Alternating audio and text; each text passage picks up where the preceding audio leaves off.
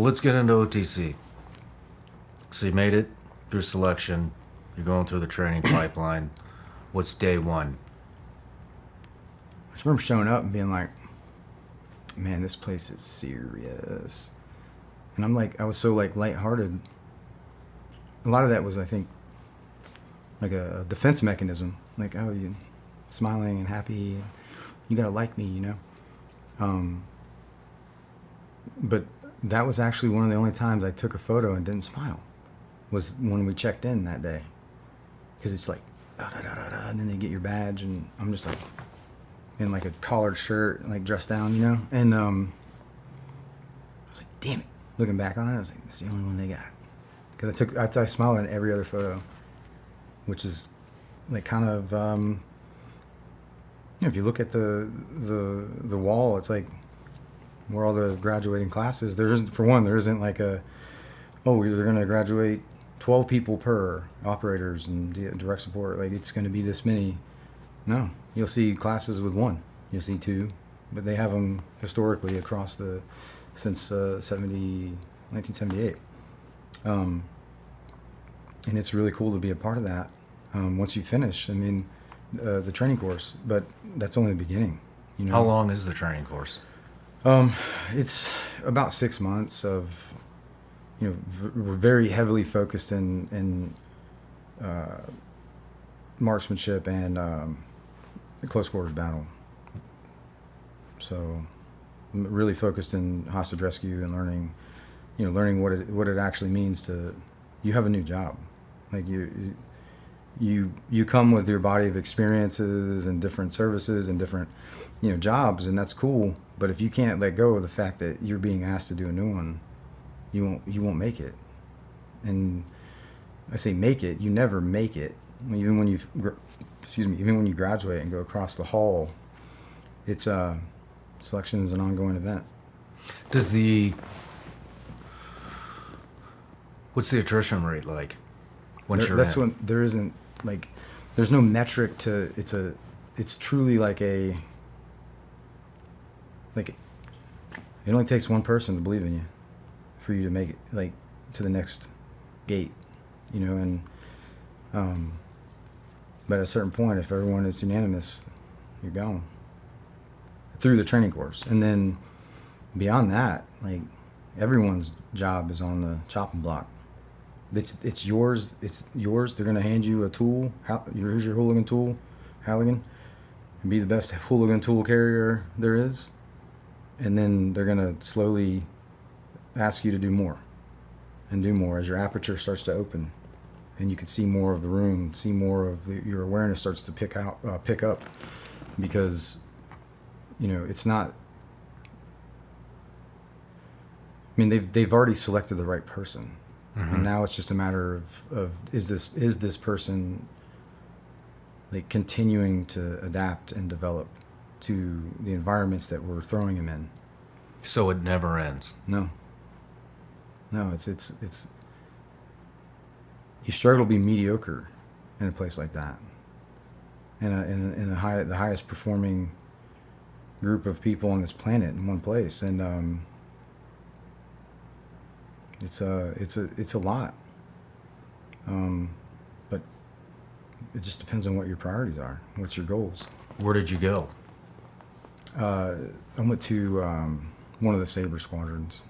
One of the what? Sabre squadrons. So the historics, like, and this is the history of the unit, was during the 70s. There was a lot of the not kidnap for ransom, but the flights were being held hostage, and airliners, excuse me.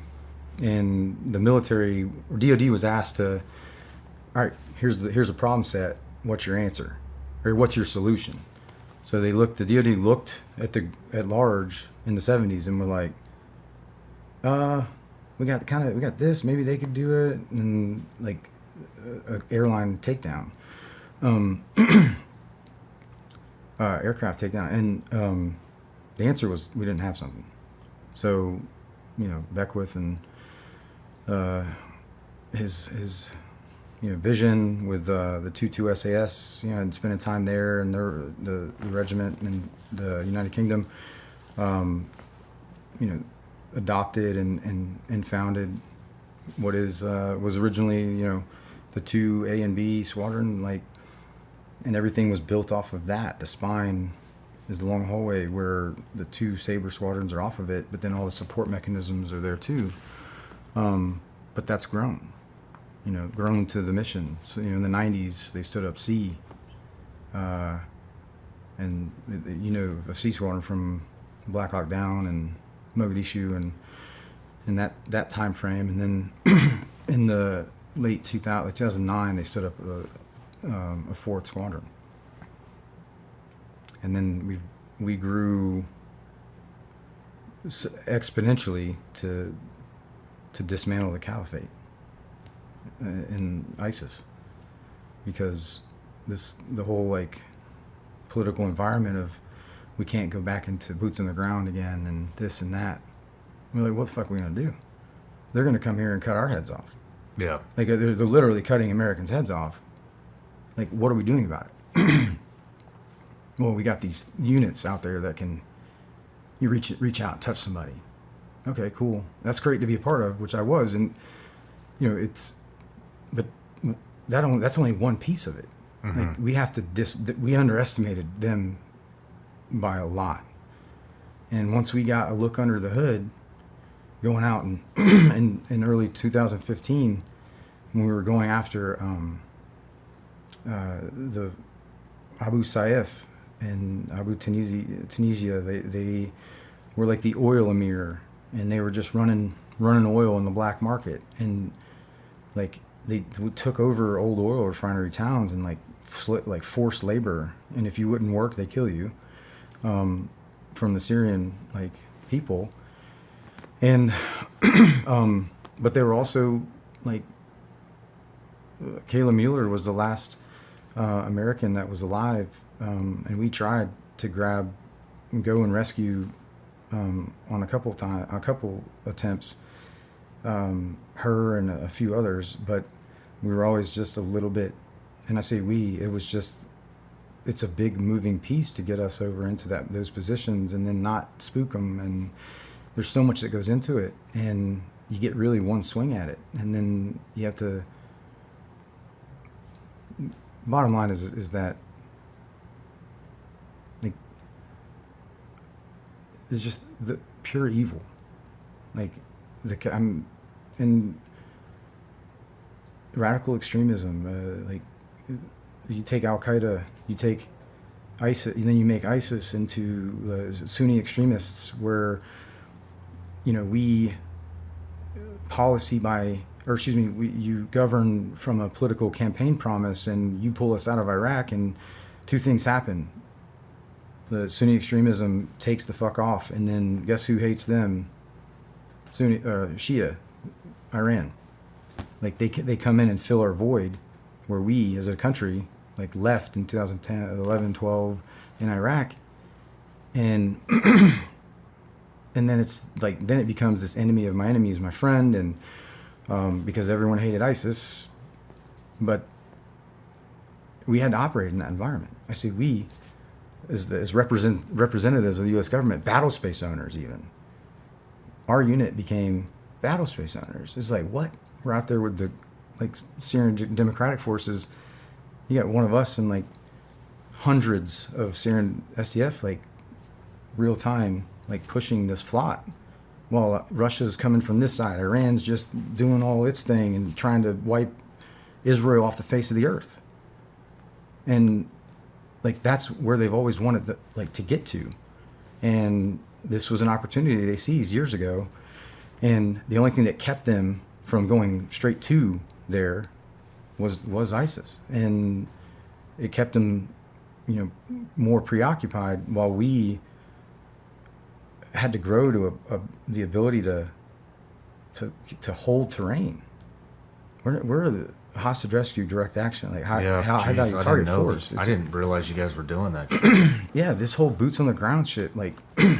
So I have a very people ask me under different presidential times, what'd you think about serving under this or that? For Obama, for example, I have a skewed like perspective of what it's like to serve in the military during that time frame, because I got to do my job. Us in SEAL Team 6 got to go and fucking get after it, you know? But at a certain point, like, we just became, well, they'll just deal with it. They got it. That button, they push that button and we're like, pff, and there ain't no return button on there. Like, how do you get home? So there's no like, fucking, oh yeah, you guys got to get back. Okay, cool. And this like, going and doing that mission, like, it was the perfect size target for a squadron of us to flood, you know. And we went so deep into, we caught them with their pants down. They were literally like, oh my God, the Americans are here. And I think we killed like 40 of them. Like, internal to the target, we probably killed 12 to 15, like close range. And then external to the target, they were running down the streets, dark as fuck, just shooting fucking wrong buildings and stuff, man, and just getting their jihad on. And you're like up there just like, I went back up to the roof to go throw the fast rips off the top of the roof, and the snipers are up there just filling dudes in. And I was just like, what is going on up here? It was a firefight from the moment we got in until the moment we left. Hey everybody, I'm Shawn Ryan. Click here to subscribe to the Shawn Ryan Show YouTube channel for the hottest and most compelling interviews that you will not see anywhere else. I've also made a playlist of all the previous SRS episodes so they're easy to find. You can find that right here.